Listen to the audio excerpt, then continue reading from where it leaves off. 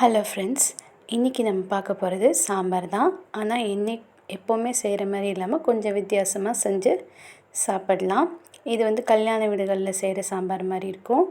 அதுக்கு கடாயில் ஒரு 50 நல்லெண்ணெய் ஊற்றிட்டு அதில் கடுகு, தாளிக்கிறதுக்கு கடுகு, சீரகம்,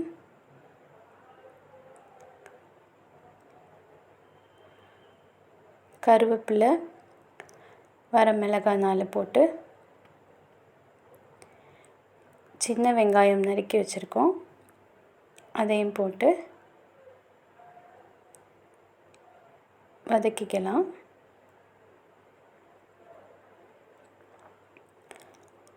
இல்லை வதக்கிட்டு இப்போ அதில் கொஞ்சம் மஞ்சள் தூள் போட்டுக்கலாம். மஞ்சள் தூள் போட்டால் வெங்காயம் கொஞ்சம் சீக்கிரமாக வதங்கிடும். அப்புறம் தக்காளி சேர்த்து அதையும் நம்ம வதக்கிக்கலாம். பருப்பில் இன்றைக்கி நான் தக்காளி போடல, இதிலே வதக்கி தான் இன்றைக்கி காய் எல்லாமே இதிலே வதக்கி தான் நம்ம சாம்பார் செய்ய போகிறோம்.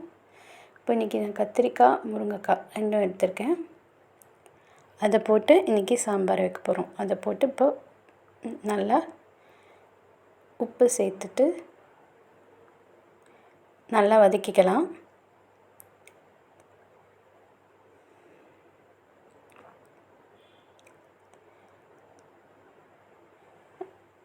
இதோட வீட்டிலே செஞ்ச சாம்பார் பொடி நான் சின்ன ஸ்பூனாக இருக்கிறதுனால 3 ஸ்பூன் போட்டிருக்கேன். வேறு எதுவுமே சேர்க்கல, வீட்டிலே செஞ்ச சாம்பார் பொடி தான் அது. அதை போட்டு நல்லா கிளறிட்டு அதோட இந்த காய் வேகிறதுக்கு நம்ம கொஞ்சம் தண்ணி சேர்த்துக்கலாம்.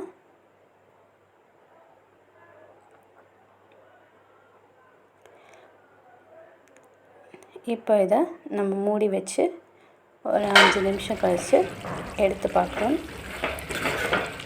காய் வெந்துருச்சான்னு.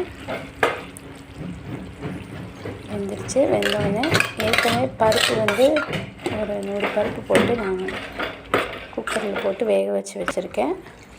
அதை ரொம்ப மசிக்காமல் அப்படியே எடுத்து போட்டுக்கிறோம். இப்போ பருப்பு போட்டோன்னே அது கொஞ்சம் கெட்டியாகிடும். அதனால் நம்ம தேவையான அளவு தண்ணி சேர்த்துக்கலாம். தண்ணி சேர்த்து அதனால் கிளறிட்டதுக்கப்புறம் சின்னதாக கொஞ்சமாக புளி சேர்த்துக்கணும். இதுக்கு நிறையா புளி தேவையில்லை, கொஞ்சோண்டு புளி போட்டு அதை நல்லா கொதிக்க விட்டுடலாம்.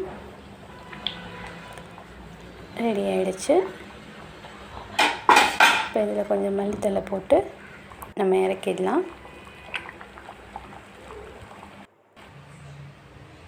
இன்றைக்கி ஒரு மில்க் ஸ்வீட் ஒன்று வச்சுட்டு இன்றைக்கி நாங்கள் பீன்ஸ் உருளைக்கிழங்கு பொரியல் பண்ணியிருந்தேன்.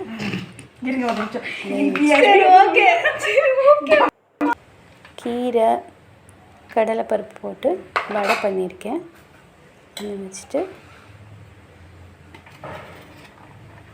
சோளா சாதம்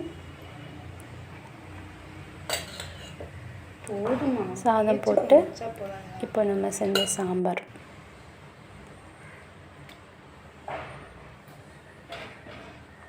இப்படி ட்ரை பண்ணி பாருங்கள். சாம்பார் உங்களுக்கு கண்டிப்பாக பிடிக்கும். கொஞ்சம் டிஃப்ரெண்ட்டாக இருக்கும். இந்த வீடியோ பிடிச்சிருந்தா லைக் பண்ணுங்கள், ஷேர் பண்ணுங்கள். தேங்க்யூ.